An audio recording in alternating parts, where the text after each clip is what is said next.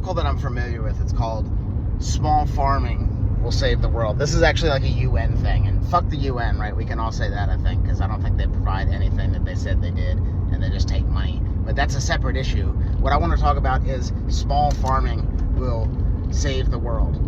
And it's the only thing that's possible to save the world at this point. Like, so what we've got, if we take a hard look at the system that we've created, right? We use fossil fuel inputs to plow up the ground, to use more fossil fuel to plow the seed, use more fossil fuel to, it's just a never-ending fossil fuel dump into the land. And that's not even talking about fertilizer use, right? So even the organic farmers in the region that I talk to, the organic farmers will say, yeah, there's no way that they could test for, NPK, right? They can't test that in the food. So who gives a shit? Run that fertilizer, right? But it's the chemicals that they use that are tested for that keep things in or out of organic certification. So I think there's like 12 chemicals that can still be used and still be considered organic. All of that comes from fossil fuel inputs, and it adds further need on like the shipping and transportation. Like the growing of the food is secondary to the getting it to your house, to the powering your house, to doing all that. Like the growing of the food is easy. That's the easy part. But how do I get it from you? There's a saying that everything in farm country runs on diesel fuel, and it really does, right? When we think of where the concentrations of people are, mostly are on the coast, right? And then the farmland is like when you get further away from the coastline. And so there has to be a migration of people from cities back to the farms for their own good. It's not like a question of, let's buy the UN line. It's a question of like, if you don't hold it, you don't own it. Meaning like, if you are not in the farm growing the food, it's not your food, man. Like, particularly if everyone around you is hungry. So there has to be that migration. And I think people talk about like the Great Reset and like how that's a bad thing. And sure, yeah, it's a terrible thing when we give up. Who actually knows what the Great Reset is, right? Like, is it it's just this phrase like you'll eat the bugs, whatever. Fuck that. I'm eating cow meat. I'm eating all that stuff. But it's because that we have organized the system to not use fossil fuels. Like at any point, you shut the door, and myself, my crew, the neighborhood, the greater neighborhood, we have food. The herdsman, the shepherd, the farmers, that's the most secure job that there has ever been throughout history. It's like people need to eat, and that group can live off the land with nothing, right? So you can be that inconquerable people and uncontrollable because you're providing for the greater community.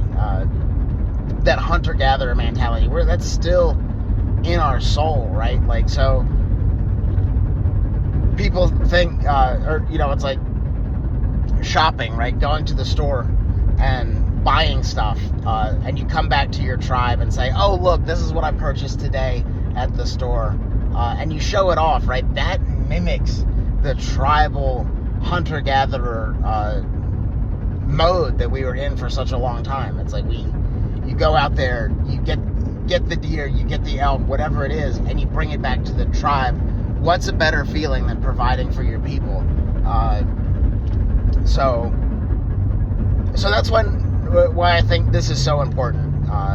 The mission that I'm on, the mission that we are at the Sustainable Homestead Institute, it's important to bring back the tribes, because you can't have small agriculture without having people there, particularly fossil fuel powered agriculture. It's just like accountants will tell you that one farmer breaks even at 700 to 1,000 acres. Around here, acreage is going for it depends, right? The worst acreage you can get for like 3 G's an acre. The best stuff is 5, and that's where we are, in like this kind of like transition zone from the mountains to the Piedmont, and then you get further into the Piedmont zones where the growing like the food, and like the prices are astronomical as you get like closer to Kernersville, closer to down there, and not even including like Raleigh and the major metropolitan cities. But because of that fossil fuel input, it takes so much land for these farmers to break even. And a lot of farmers aren't trying to break even. They're just trying to hide money, which is another conversation altogether. I'm trying to produce food for people because that's what's necessary for strong, livable communities. And so the farm and the homestead and permaculture is so important to that, because if we are all self-sufficient people, we then can contribute and trade what we have, but there doesn't need to be as much trade because we're all self-sufficient, right? So that cuts down on the fossil fuel inputs, that cuts down on the being beholden to like foreign governments or even our government that and because the writing's on the wall. Like, so the largest oil field in the world, well, I mean, there's a whole lot of numbers that go into that, right? Like, but the largest that we know of that's found and pumping, that's in Saudi Arabia, right? And that oil field is a heavily guarded state secret. They don't let people know how much oil's left, but the Saudis look at like the sustainable city, right? But they have made the pledge to be completely renewable by 2035. That is scary, and it should terrify you, because that means that there's not much oil left. Years ago, the shale boom carried us through, and we got this kind of like cheap oil, whatever, or not cheap, but just it was there. And so a lot of us are still thinking that like at any time we'll just have a new energy source. The closest power plants to me down at Blues Creek, they're switching to nuclear by 2035. So whether you want to or not, small farming will save the world. But it's about the efficiency of your system and how you design it to be closest to nature that it will really bring you the most abundance. So that's what we do. We talk about zone 1 planting, the things that you use every day, and the places that you go. So your chickens and stuff, the animals that take higher workloads, that's in zone 1. As you go out further, you have your zone 2 and zone 3, and then by the time we're in zone 5, we're in the woodlot where we're harvesting our timber, and we're only coming ever so often before Easter to pick up all the timber and doing our management during like hunting season, and but it's much less frequented areas than like the zone 1. And if we think about that on a city scale, right now everybody is living in zone 1, and we're shipping the food from zone 5, Hunger Games, right? Like, so each district has its own thing that it produces. What I love so much about Martinsville, Henry County, and this heading into the Appalachian region is that we have farms, we have wood, we have water, we have everything we need to create abundant cities. And people are desperate for jobs, man. It's every day I have people hitting me up for some sort of work, and while I would love to employ the world, I just can't do it by myself, because that's the way that it was never set up to be. Talking about the Grand Reset, again, like, does that sound like such a bad thing, where we have like localized schools again, localized agriculture, localized power? That sounds great to me, man. And I think the problems of the world that, we've become this zone 1. Everybody can't be in zone 1, the zone 1 culture. And like school shootings. This isn't a great example, but I think about this all the time. It's like, why are we consolidating our kids into like 4 places? Like, I think there's, let's say 60,000 people in this county.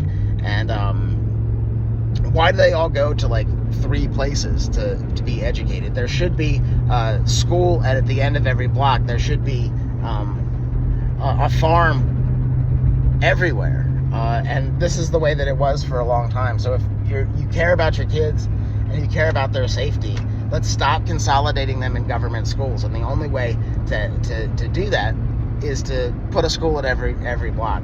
And so the regulations stand in the way.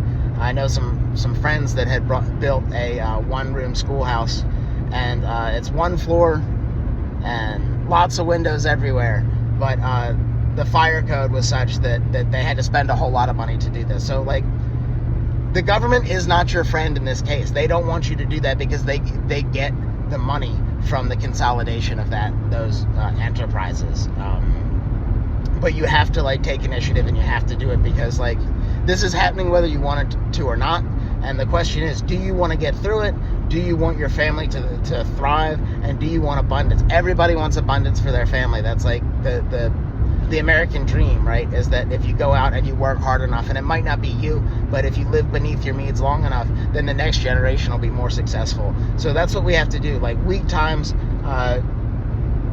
create weak people, or whatever that thing, whatever that phrase is, but we're in the weakness right now. So strong men, throw yourself on the sword. This is what we need to do to even continue living. There's so much there's so much information about like collapsing birth rates and stuff.